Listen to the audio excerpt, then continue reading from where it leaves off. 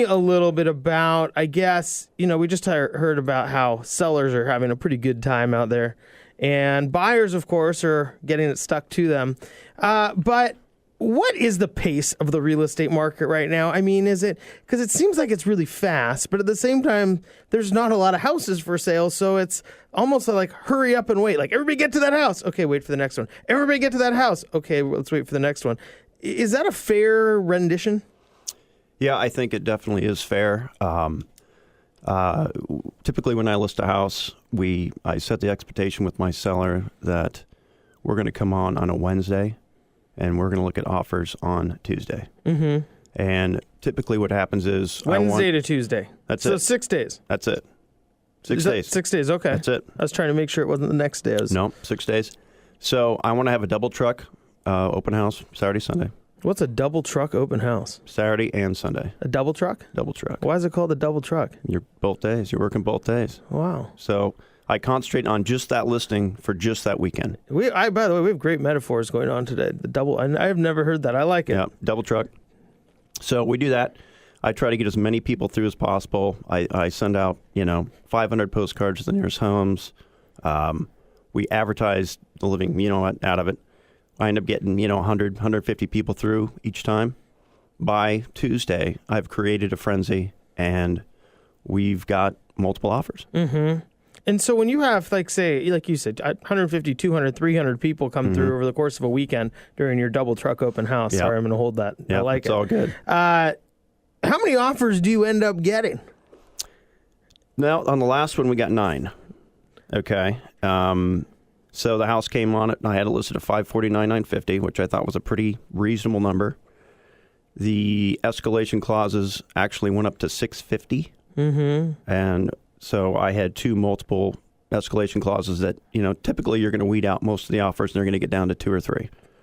When it came down to it, one was at $637, and that's what got it, $637.5.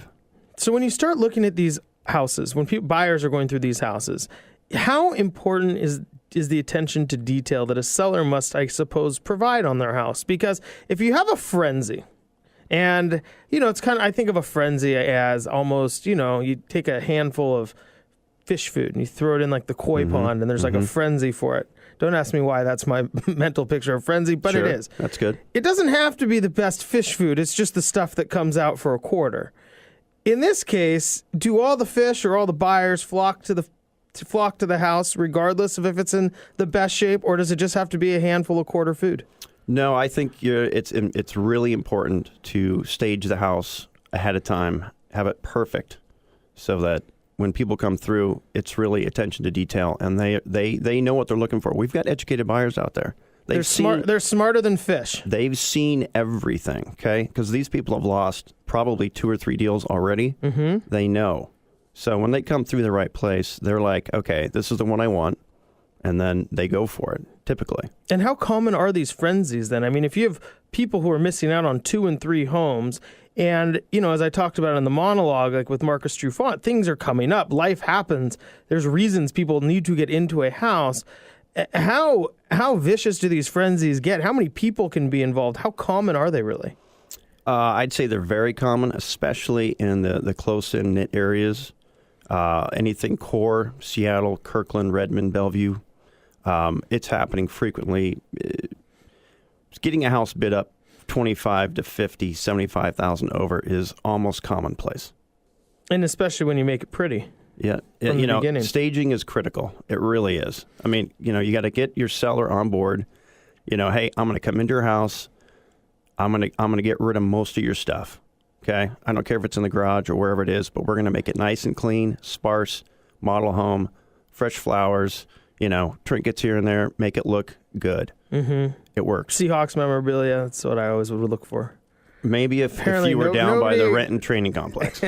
I want to buy a house there just so I can be closer, believe it or not. All right. Richard, so when people are then sparsing up their house, making it more attractive, what can they then expect? I mean, what is the process they should expect?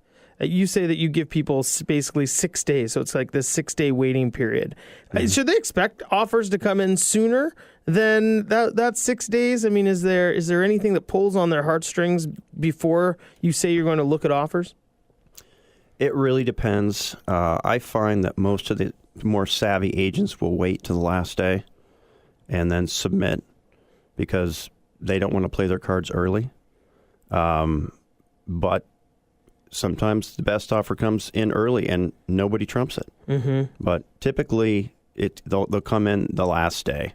Yeah. And so when you look at those buyers' offers that are getting accepted, whether it's at the beginning or end, what sacrifices do you see buyers really having to make?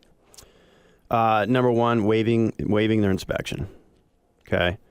Number one, waiving. More important than more money or anything. Or is this not in order necessarily? Yeah. Well, waiving inspection. Okay, that's one headache that the seller doesn't have to deal with.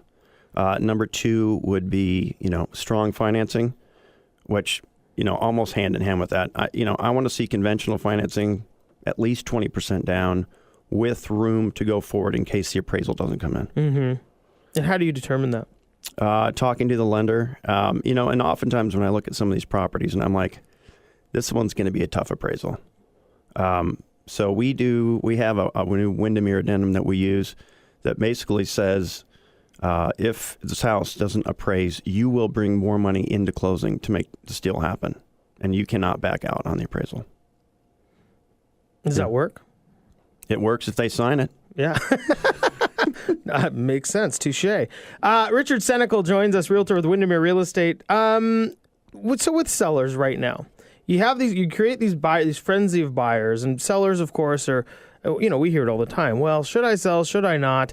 Because, of course, if the numbers are true and potentially houses are going at 1% a month right now, it's really tough to sell when you're thinking, well, geez, if I wait 6 months, that could be 6%, or a year, I could be up another 10%. What becomes, I guess, the biggest force to get people off the fence? I don't think any of us have a crystal ball as far as how long are we going to sustain this, right? But based on what's going on now with the perfect storm, we've got a 16-year low in inventory. We've got the best rates we've ever had. We've got a great economy, and we've got a true, pool of buyers, one home for every 10 buyers. And, pendings are outpacing new listings almost 3-4 to 1 if you check the multiple on a daily basis. Mm-hmm. I don't see how it won't sustain for at least the next year, if not two, at this pace. So here'd be, I guess, my question. You say there's maybe 10 to 1 buyers to sellers, or whatever that number is, called 7, 10, whatever the number is. In some ways, you might think as a seller, geez, maybe I should wait until it's 3 to 1 or 2 to 1, where I can still create a small frenzy, but I allow those prices to come up. I mean, is that a fair way of going at it? I know it's tough because you're like, it's a great time to sell, there's no doubt. But of course, trying to balance those two pieces can make it a much tougher decision for people. Yeah, I would definitely agree with that, because we are going up about 1% every month. And I've had sellers, for instance, I put a place on in Bridal Trails last week, and it was listed at just under $1 million. And I got a full price offer the first week, okay? I did my job, got everything they wanted. Turns out these folks wanted multiple offers. When we didn't get it, it was kind of a turnoff to them, and they pulled it off the market, even though they got, $1 million. So in some ways, they had a little bit of buyer or seller's remorse based on the fact they didn't get quite the anticipated frenzy. Right. The koi weren't coming from the pond to eat the food. You gotta set your seller's expectations up front, and sometimes in that price point, it's just not quite the same because we're dealing with a much smaller pool of buyers that can actually afford $1 million house. Sure. I mean, I imagine if you go buy a house on Lake Washington, say Hunts Point for $10 million, there's probably not 22 people who are serious buyers on that. We're talking about a completely different market. Yeah. Okay. If you get one offer at that price point, hey, good for you. Right. You found that guy. Yeah, exactly. Right. And that's kind of how I thought him on this last one. People were knocking down the door. Right. We had one. Right. And they were willing to pay full price. Yeah. But, hey, what are you going to do?